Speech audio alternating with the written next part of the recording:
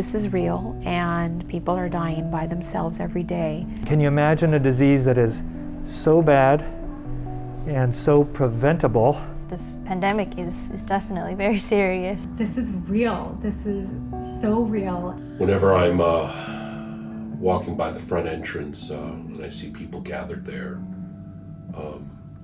it's kind of ominous, because it's not like visitors are coming for any reason. They're there because their family member or loved one is dying. Sometimes there are days where it's just chaotic. We're putting more patients on life support, and some of these patients just don't make it.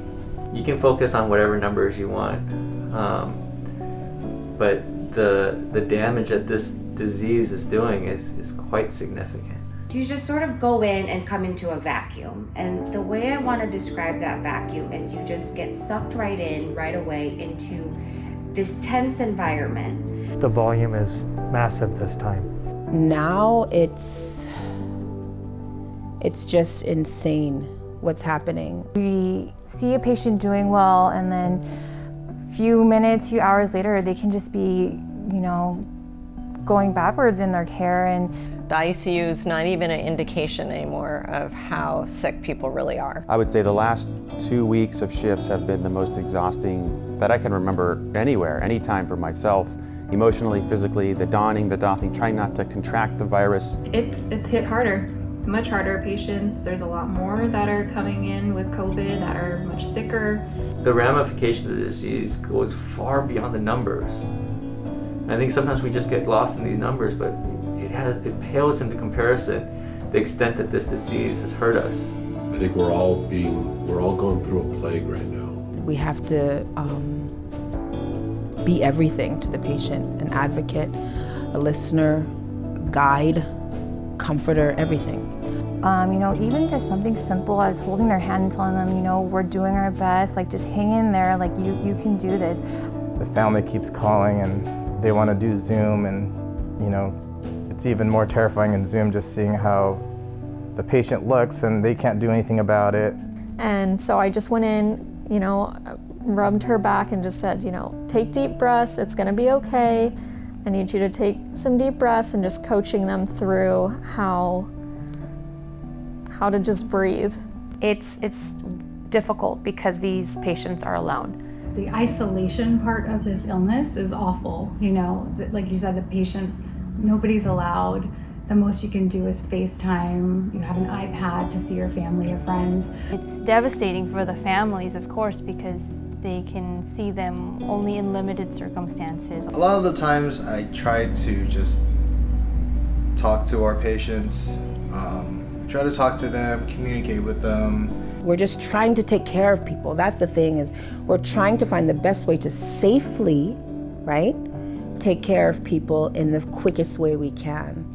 Going into the room, full PPE gear, my gloved hand is gonna hold their hand to tell them, hey, I'm here for you. I'm your advocate. My only purpose here is to help you. Whether it be in English or Spanish or whatever language that I may not understand, the panic in their eyes, and when they are in fear. So the best you could do is hold their hand, say, I'm right here, it's okay, you're not alone, try to breathe. There's always going to be that question of, what could have I done to get a better outcome? But the reality is there's nothing that we could have done. The reality is that we've done everything we could do. And it's just a horrible disease, and unfortunately, sometimes disease wins. And I found out when I came back from work that he passed away, and that was really tough because we were all hoping that he'd be able to make it through and see his wife again. Not even having that time to just grieve for your patient and their families. In my pastor days in a church, I did 1 to 2 funerals a year. Now I'm doing 1 to 5 a day. Sometimes I would just ball up and I'll cry.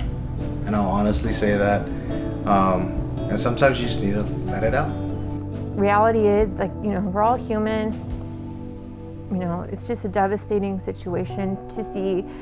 I after my shift last week, I broke down. I've noticed in the grocery store and the different places I go, people are kind of like, God, I'm tired of wearing my mask. I'm tired of doing this distancing thing. I'm tired of, and this is not the time to be tired of it. It's not, we can't be tired now.